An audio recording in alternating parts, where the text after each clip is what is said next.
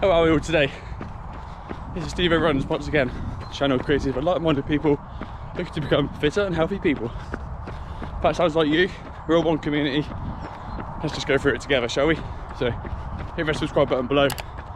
Let's follow each other's journeys and see how we get on. Alright, so lovely morning for a run. The weather is just perfect at the moment in England. It's I don't know, 2 or 3 degrees probably, maybe a bit more. Still dry. The ground's sort of drying up a bit now, so coming up to the sort of best time to run really. Starts to get light in the mornings, but enough of that. What's the purpose of today's video?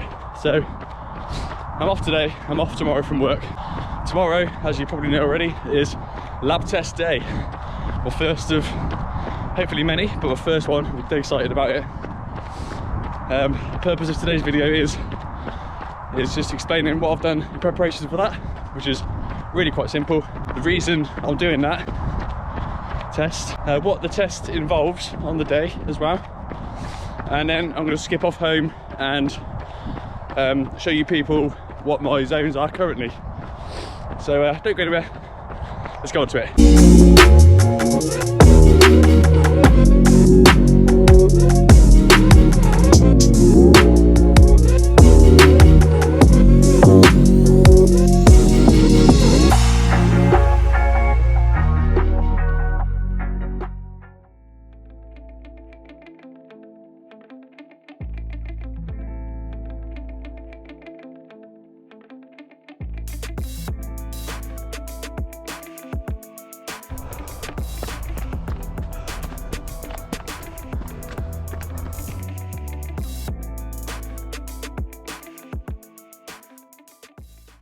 Alright, so out in the villages again this morning. I ain't got my watch. Do you know what? I timed it terribly, so I'd love to have my watch on for tomorrow's lab test, but I haven't got it. So, but I'll tell you what has been nice. It's been running this week without having my watch on and it bleeping, and like feeling like I have to follow the math runs that I do. It's been nice to just come out today and run at the intensity that feels right. So I'm aware that I'm breathing heavy now because I do, as soon as I get the camera out and start talking, it throws me off, so I should slow down really. But the whole run so far, which is only 2 miles so far, has been very easy. Easy breathing. I've got a clue what pace I'm doing.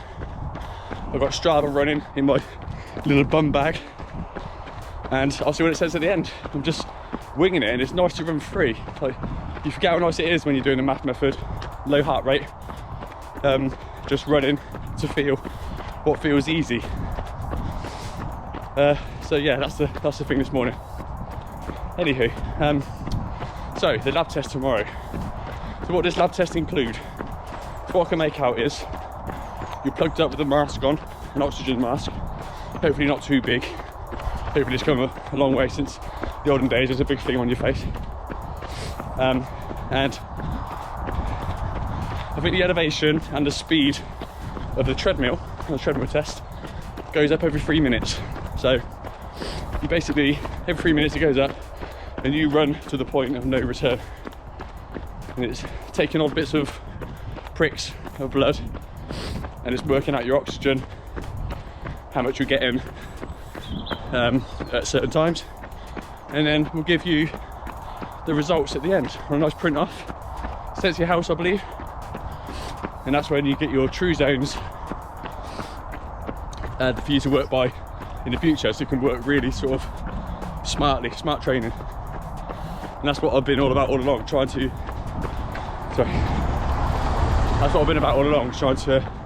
get the zones correct. I've been trying to help people do theirs too, because the Maffetone method isn't always right. I'll do math, I love the principles of it, but as you know, I have my own zones made from that, my own math number, because I think that's worth exploring. If you're under training, you may get benefits, but you might not get the best benefits of it. If you're overdoing it, everyone knows that it's not going to end too well on your math. But I think to find the perfect number which openly says in his books there's nothing better than a lab test to get that number. But the old idea of my channel was to try and get people to test themselves to work out their number. And math might be perfect for you, that number, and it does for nearly everyone. But if you fall outside the average, that number's not going to be just right, so it's worth exploring. So that's what a test does tomorrow. So I'll pretty much just explain the reason why I'm doing it. I'm trying to help people to get theirs right for what, a year and a half? I ain't counted how long I've been doing that for. I'll have a look, but I want to match that test I'll do tomorrow, assuming that I do the test soundly and get the right results from it. I've heard it can be hard and it sets you up too low because people are watching you and you've got a big mask on your face, whatnot. You've got to be able to perform well on the day. But with those results, I want to match that to the test I've been doing myself. So then you can save you money going to the lab. And I'll know that the information I've been giving out is correct. So I'll be chuffed to bits if it is. If it's not, I could change accordingly.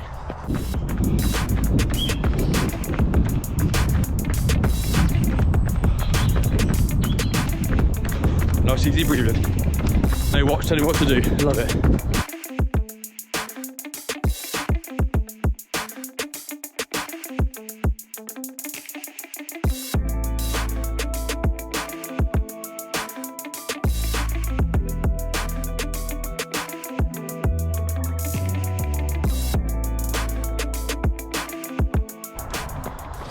So, what have I done to prepare for this test?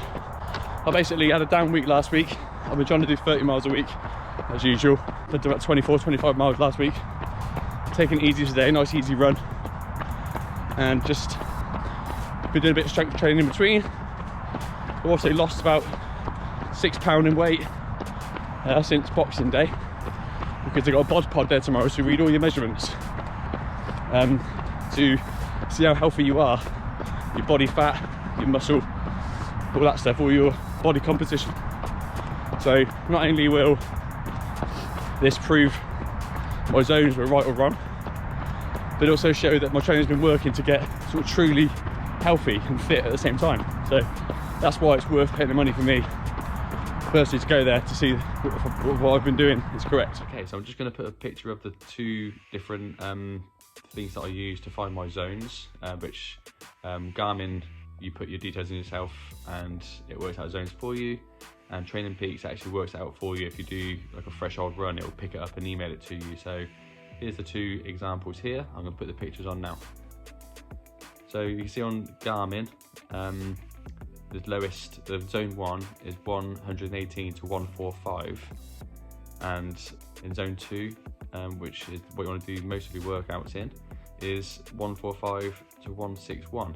So that's with me changing the settings to working off my lactate threshold heart rate, which is 181.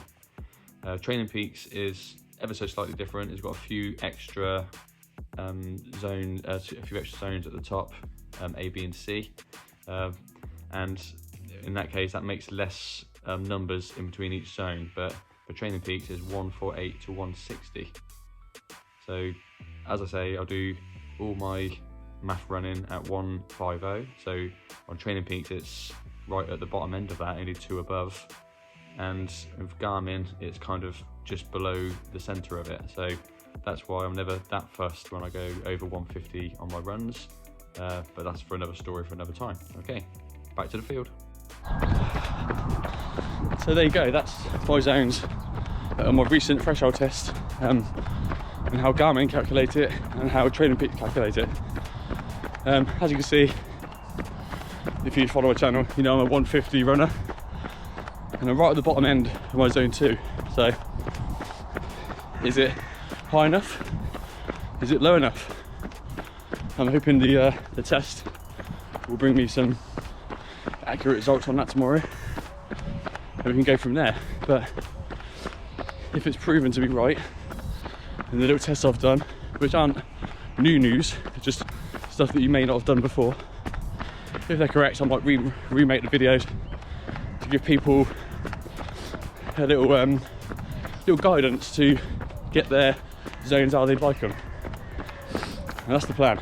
I'm hoping all along that I've been dishing out worthwhile information, basically. I'll be chuffed with that. So that's it. I'm done now, so I'll see you on the next one. Please look at my Instagram, my Twitter as well, I'm trying to get going, and my Strava. Just search Stevo Runs on Google, whatever, and those 3 things will come up. So all new subscribers welcome. Don't forget the prize draw. Get your name in the previous video. You're in with a chance to win a decent running prize. Okay, thanks for joining me once again. See you on the next one. Stevo Runs.